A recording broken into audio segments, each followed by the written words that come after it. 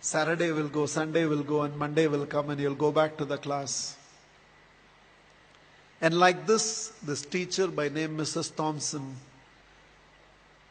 entered the class for the first time. And she had this habit of starting her class by saying, "Love you all." But she knew she was lying because she could not feel that love for one of the students in the class who was very unkept, untidy. And there was nothing in the child that drew attention from Mrs. Thompson. She was little indifferent to the child. She picked him for every negative example and ignored him for all the positive reasons. That year, she had written the progress report for the first quarter. And it was a system in the school that the headmasters have to countersign every progress report. The headmasters called for Mrs. Thompson and told Mrs. Thompson, a progress report should report some progress.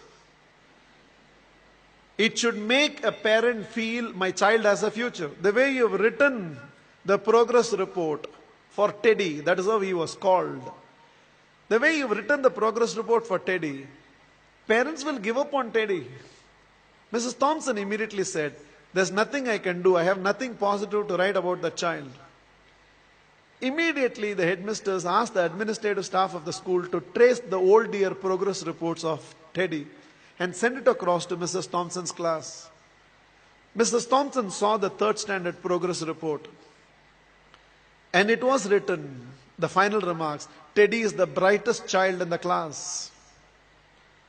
She was stunned by what she read. She saw the fourth round progress report, and progressively all the remarks suggested that Teddy's mother was suffering from terminal cancer.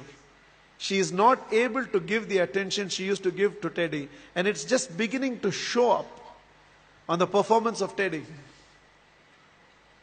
The fifth standard progress report read, Teddy had lost his mother and along with that himself.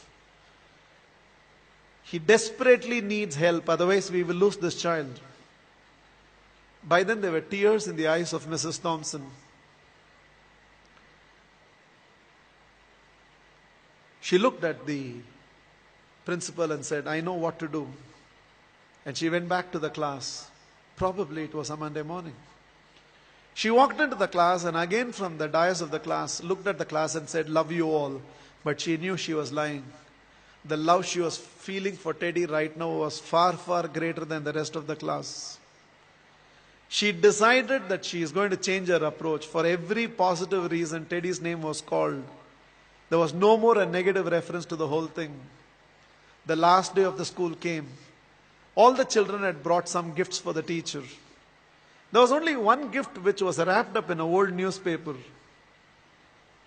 Somehow, the sense of a teacher, she knew that it must be from Teddy.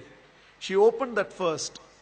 A half-used perfume bottle and a bracelet from which a few stones had already fallen was there.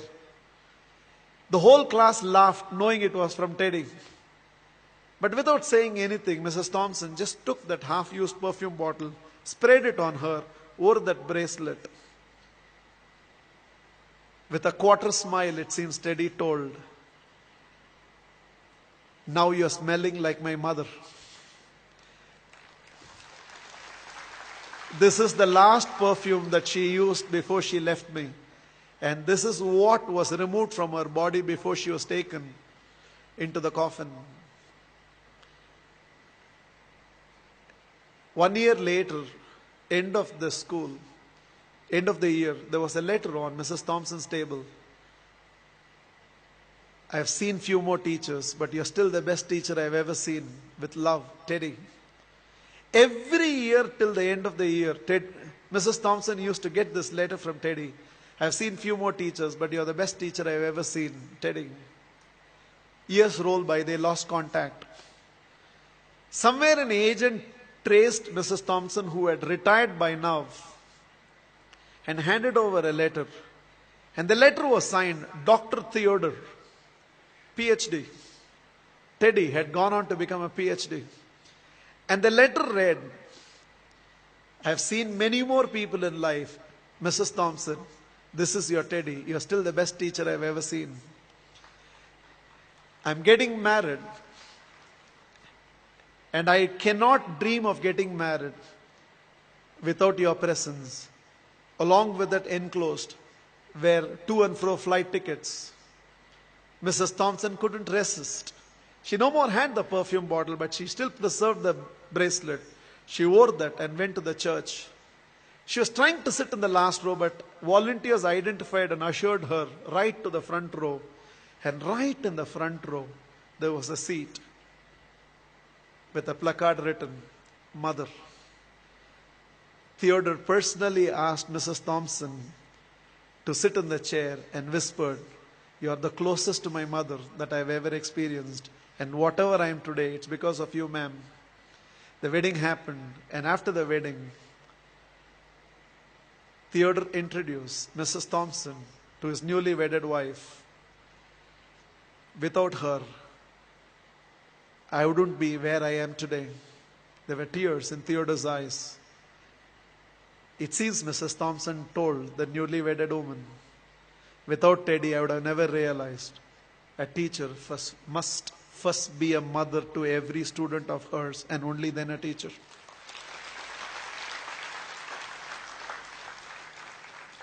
This is just my request to all of you.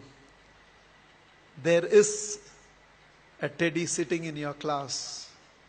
When you go back to your classroom on Monday morning, there is a Teddy in that class, and you can be that Mrs. Thompson.